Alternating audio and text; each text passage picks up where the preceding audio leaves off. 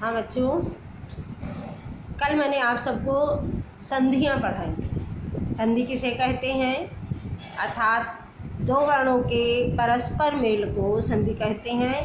दो वर्ण यानी प्रथम पद का अंतिम स्वर या व्यंजन और द्वितीय पद का प्रथम स्वर या व्यंजन के मिलने से जो भी परिवर्तन होता है उसे हम संधि कहते हैं। जैसे मैंने उदाहरण में दिया था, पुस्तक धन आलया। देखो का में ये आ है और ये आ है, प्लस के पहले का स्वर और प्लस के बाद का स्वर, इन दोनों के मिलने से ये बड़ा आ बन गया। आ के बाद आ आने से बड़ा आ बनता है, इसलिए ये हमारा बन गया पुस्तकालय।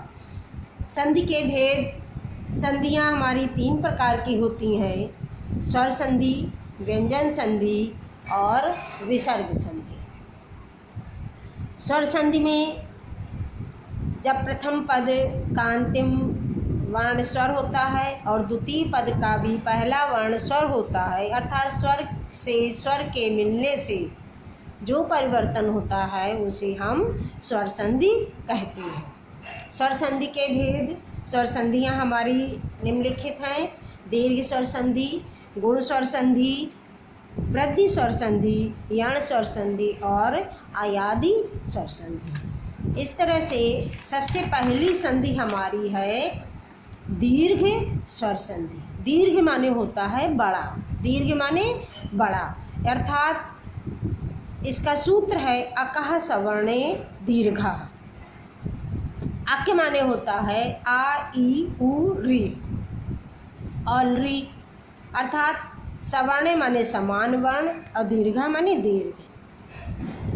अक के समान वर्ण आने पर दीर्घ हो जाता है, अर्थात आ के बाद आ आने पर बड़ा आ, ई के बाद ई आने पर बड़ी ई, ऊ के बाद ऊ आने पर बड़ा ऊ हो जाता है।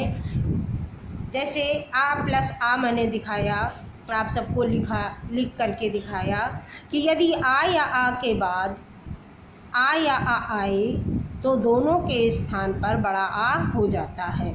आ या आ माने प्लस के पहले भी आ हो और प्लस के बाद भी आ हो, चाहे छोटा आ हो चाहे बड़ा आ हो। यदि आ के बाद आ आया है तो आ प्लस आ नियम के अनुसार बड़ा आ हो जाता है। जैसे यहाँ पर देखो दोनों ओर छोटा आया है, यहाँ पर देखो ये छोटा ये बड़ा आ, तो आ प्लस बड़ा आ बराबर बड़ा आ प्लस आ बराबर बड़ा आ, बनेगा वो बड़ा आ ही।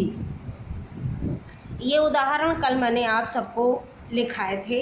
इसके बाद नियम 2 भी मैंने लिखाया था, ई प्लस ई बराबर बड़ी ई। आप सब केवल ऐसे 60 नियम ही याद करेंगे, कर लेंगे तो सही रहेगा। आ प्लस आ बराबर बड़ा आ, ई प्लस ई बराबर बड़ी ई। अब ई या ई के बाद ई या ई आए तो दोनों के स्थान पर ई हो जाता है। जैसे रजनी प्लस ईशः, नदी प्लस ईशः, मैंने कई उदाहरण यहाँ पर लिखे हुए हैं। देखो रजनी नाम में बड़ी ई की मात्रा लगी इसलिए बड़ी ई निकला। ई बड़ी ई है तो ई प्लस ई दोनों ओर बड़ी ई है, इससे हमें कोई लेना देना नहीं है। दोनों ओर बड़ी ही हो चाहे दोनों ओर छोटी ही हो, लेकिन यदि ई के बाद ई आया है तो बड़ी ई ही बनेगा। यहाँ पर देखो रजन प्लस, क्योंकि ना का ये स्वर निकल चुका है इसलिए ना में हलंत हो गई, तो ई और फिर सह रजनीशः। इसी तरह ये नदीशः और महिषः का विच्छेद जब हमने सिखाया आपको, ये ही बड़ी ई की मात्रा यहाँ लगी हुई है, विच्छेद हमारा इसी जगह से होगा। यानी बड़ी ई बनाने के लिए मुझे ई प्लस ई चाहिए, प्लस के पहले भी ई हो और प्लस के बाद भी ई हो।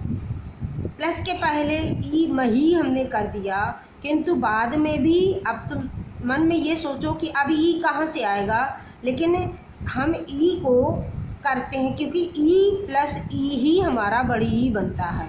तो मही प्लस सह माने कुछ नहीं होता है, दोनों पद हमें सार्थक चाहिए। सार्थक माने जिनका कोई अर्थ निकले, ऐसे पद हमारे सार्थक पद कहलाते हैं। मही माने होता है पृथ्वी, ईश माने होता है भगवान।